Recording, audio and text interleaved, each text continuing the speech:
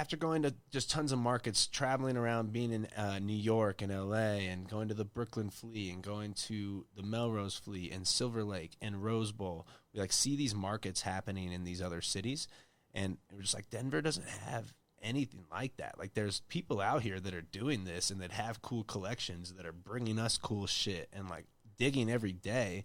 But there isn't like a sweet, there's just the flea market out at I-76 and 88, and it's like junk mostly, you know, and like, and just kind of like a bunch of garage sales around in a plot. And so we kind of, you know, our, my partner at the store, David Bywater, he had, you know, it was his initial idea, like, what if we got everybody together? Like, and it was pretty much, what if we got everybody together in a parking lot and like opened our cars? Like, it was kind of like our trunks, you know. Started floating that idea out in the scene, and it just, everyone was stoked. They were interested in it. And we had already we would do monthly parties at the store. Okay. And so we had been doing events a bunch. I was actually doing my other co-founder at ThriftCon, Ken Mead. We were doing some music stuff and throwing a bunch of concerts around. And so we had this kind of like revolving group of people who were attending our events. The parties were getting like known really well, kind of like in the scene and around the city. Just like the brands we were bringing from out of town. We had like bands and rappers come and perform at the shop and stuff. So we were definitely like, you know, had a bit of a reputation. But then through this first ThriftCon event, and we held it at Industry Rhino in their parking lot and through the inside, some of it. Yeah. Like their auditorium and shit. And yeah, we had like, you know, almost 50 vendors on the first time, and I think like 1,200 people came out. Jesus. And we and you know, all we did was put it on Instagram and Facebook. We didn't you know, sell any ads on Instagram. We just like posted about it, you know.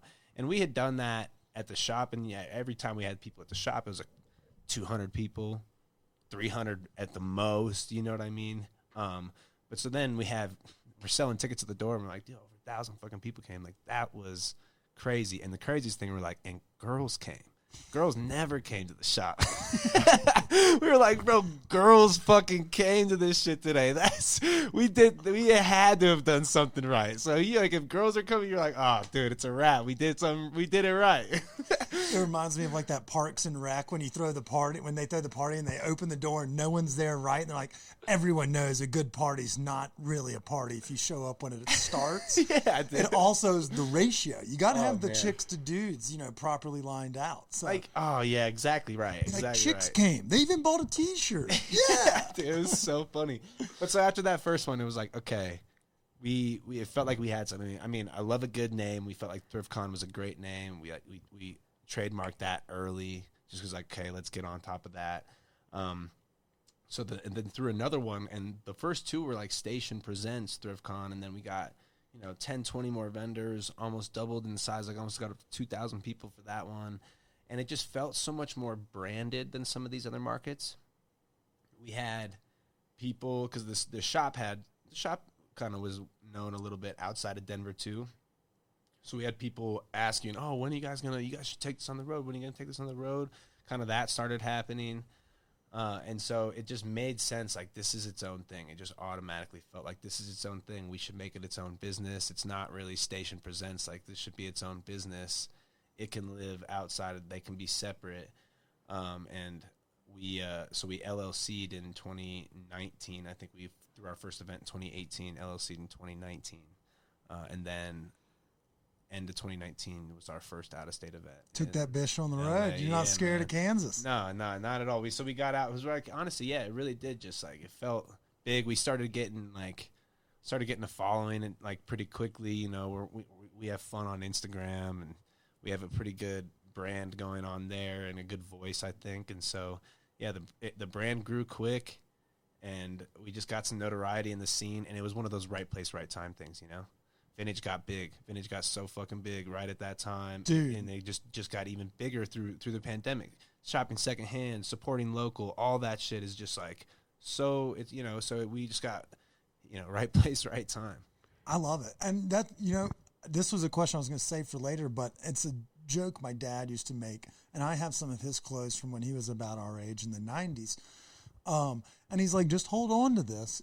Everything comes back in style 100%, eventually. 100%. And so, it's kind of funny to see that, the T-shirt that we wore growing up with all the designs from like the Max and Saved by the Bell, similar to that on our like vape cartridge pins. Yeah. Those kinds of shirts are back. And you're like, holy shit, my dad was right. And so you did. You struck when the iron was, before the iron was hot, and you capitalized on it. How has it been received? Like, obviously New York's and LA's are big. What are some other cities that are just like fucking loving this vibe, and ones that y'all are excited to be like throwing these parties on? Portland. Man, we've never done Portland It's or so the Pacific expensive. Northwest. Dude, so we do antiquing and vintage shopping when we travel. It's so goddamn expensive. There's I've not actually a T-shirt never even under been to $80. Portland. I've never even been to vibe. Portland. Yeah, no, I've heard it's good. I know I would like it, and I know ThriftCon would do well there too. There is so many people doing this in that area.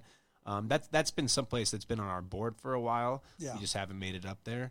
They're an interesting bunch, though. They may be gatekeepers to like '90s clothes, so you never really know. But like the Nike is everywhere out there. You can find vintage Nike in Portland. Like, oh, dude, yeah, for like and a I third love of the Nike, price. so. That's the weirdest thing. Yeah, It's right. A Well, basic Russell T-shirt is the Champions T-shirt. Well, that happens in every city, though. But it's interesting, for every ThriftCon, it's different in the merchandise you see, and Denver Broncos shit in Denver, like vintage Broncos stuff. If you're actually a vintage reseller, if you're doing this, or if you're selling to multiple markets, yeah, like none of the other vintage dudes want that shit, because like if you're out at the thrifts, it's everywhere. Same thing, like if you go to Atlanta, like there's Atlanta Braves shit and like Atlanta '96 Olympic stuff like everywhere. So like all the vendors have that shit. So like you can get it cheap usually when you go. Like if you go to Atlanta. If you want some like Atlanta stuff, like go to Atlanta ThriftCon, and it's like going to be cheap because everyone there's got it, right? But like when you're in other cities, you might be able to get that off for like a little bit more, because you don't see it as much when you're out there. But like, yeah, I can't go to the thrift in Denver without seeing like multiple vintage Broncos things, and like even good shit, like stuff that should be worth more, but like there's just so much of it, like 80s Orange Crush stuff and like things like that. Yeah, like it's like still like. People are like, all right, $15, and they're still like scoffing at it, and you're like, fuck, dude. Like, all right. So, you name dropped a few, but what is the city that y'all love hitting and that they're so excited when y'all are back for? I mentioned Atlanta. Atlanta has hands down been our best city. Really? We've sold the most tickets that we've ever sold in Atlanta. It's been our best city. Like they go crazy for it. We've shut down. This the way the venue is too. It's like right off the highway, so like we have like this line of traffic that shuts down the highway. Like the last 2 years we've been there, and it's just like it's always madness, man. It's so I love Atlanta, and Atlanta really loves, for whatever reason, Atlanta loves ThriftCon. It's great. Fucking sick, man. Yeah, no, they have a great vintage community out there, and it's just a really fun city to be into. A lot of great food in Atlanta. Dude. JR Crickets. Oh my god, the fucking wings.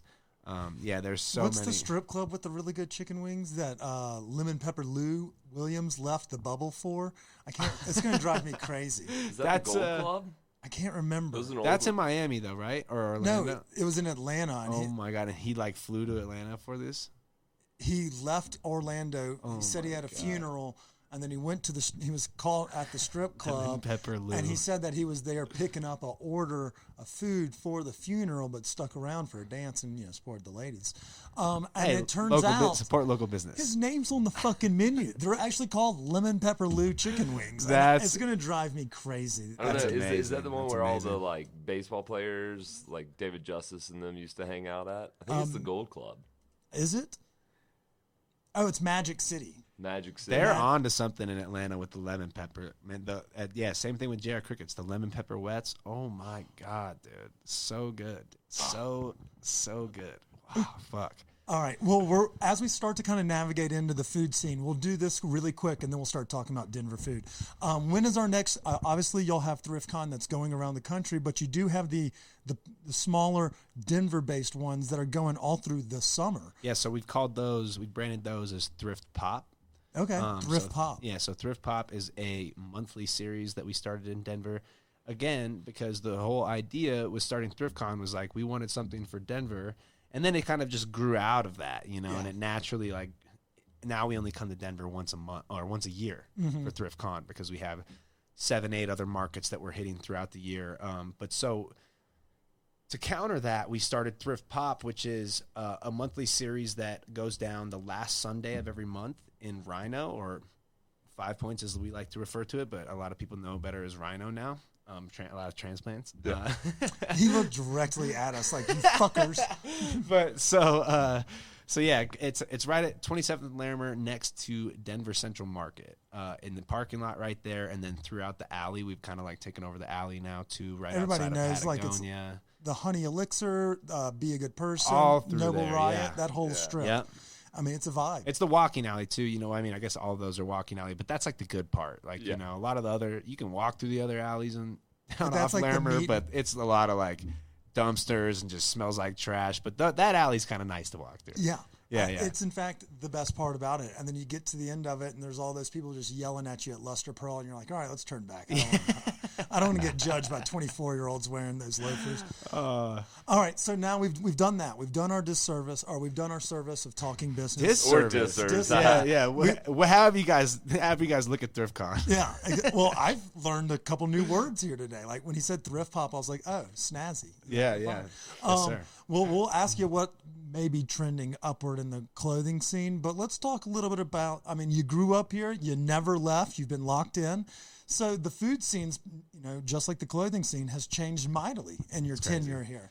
I mean, from going to school in Boulder and coming back, what's the go-to snack from our, you know, childhood up that's always been reliable for you? And is it Peter's Chinese? It's not Peter's Chinese. It's What the fuck? I do live near Peter's Chinese right now, though, so I do eat Peter's That Chinese. Sesame's chicken It's very good. is so It's very good. good. I won't hate on Peter's Chinese at all, but it wouldn't have been my first choice.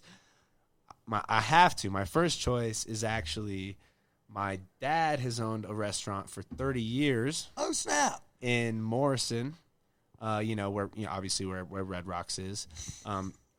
That wasn't for you. That was for any listeners. You looked right at me and you're No, like, it wasn't for any. where Red Rocks? Well, no, it wasn't for it? you. It wasn't for you. But I was just, I got your vibe, dude. You've been to Red Rocks, all right?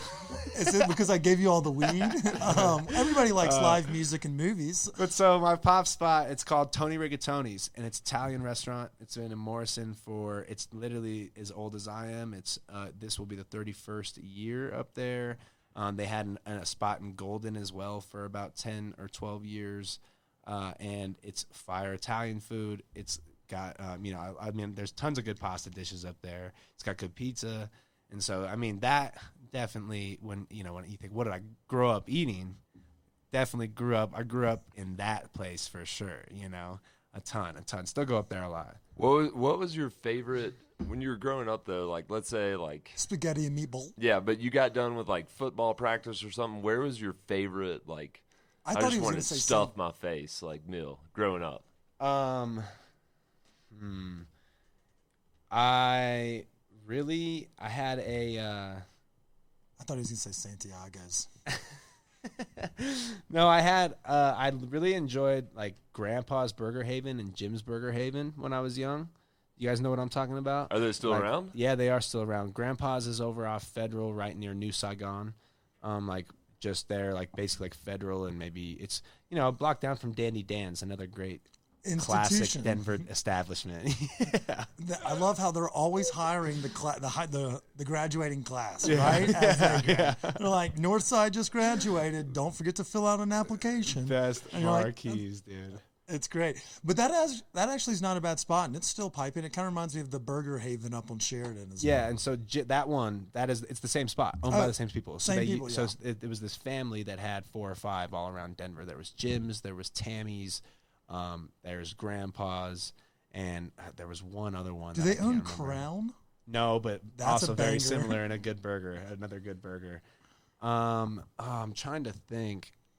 Your native friends that are listening to this are probably like, "What a fucking shame." He can't. We used to go changed. to. I was trying to think of something like legit. There was a place called Jade Cafe that was over in our area, like over in it's like Sheridan and 285, and it is a Chinese. Again, though, that was when you said Peter's Chinese. I was like, that's not mine. Jade Cafe is my Peter's Chinese. Which is like the greasy, the best fucking sesame chicken, and then Mongolian beef. So and that shout place out to is still Jade popping? Cafe.